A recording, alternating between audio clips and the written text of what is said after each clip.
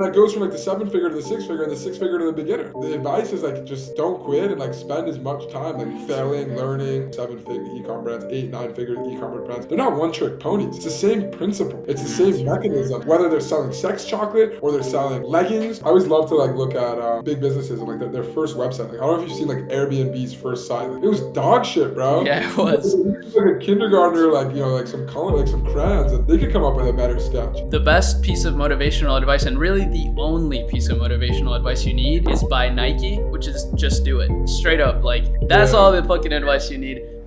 Literally taking the Andrew Tate method, but applying it to a brand. So I love to see that because everybody's talked about, how to blow up your personal brand with this sort of clipping mechanic, you could say, but you're using it to grow your e-commerce brand. So that's brilliant, bro.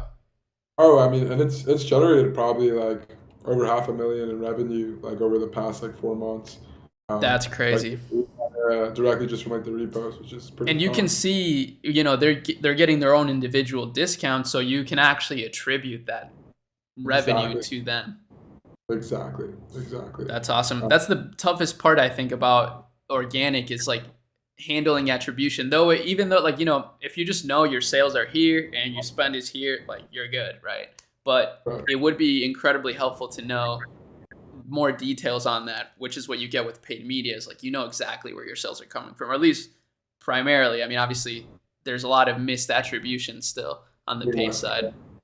Yeah, 100%. Although I will say that like I like live and breathe the business, and so I feel like I have like a spider sense. Yeah. Like I can like kind of like instinctually like feel like like just like looking at views, looking at different channels, where like I have a very good like gauge as to like kind of what's happening and what's pushing and what's not. Right. So I just like always have my finger on the pulse. But yeah, I mean it's probably better to have like data-backed, conclusive reports rather than me pretending to be a clairvoyant. I mean, but that makes a lot of sense to me, bro. I'm a guy that I believe so much in intuition, like especially if you build mastery over something. Like obviously if you're just some random dude on the street and you like, that still is valuable, but obviously your intuition is going to be way more powerful because you've been in the business for years.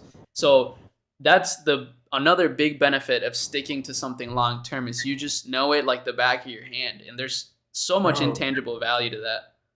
Bro, I feel like that's like the biggest secret to success in e-commerce that like people don't really say. Is that like I feel like this whole entire game is one of intuition. Like the person doing like 8 figures or 9 figures isn't really like that much smarter than the person doing 7 figures. They've just seen more, they've experienced more, they've lived a longer like more eventful kind of e-commerce life, and as a result like their brain just like is able to optimize and think differently and like know like how to move.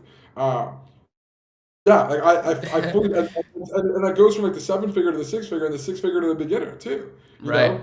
know? So again, like the advice is like just don't quit and like spend as much time like getting in those reps, like failing, learning, moving forward, because like eventually like you'll start to like pave your path forward. And that's why you look at the guys that are running like 7-figure e-com brands, 8, 9-figure e-commerce brands. They're not one trick ponies. It's the same principles. It's the same mechanisms. It's the same like whether they're selling sex chocolate or they're selling leggings or they're pushing an app or a software, whatever it is, right? Like it's all the same shit.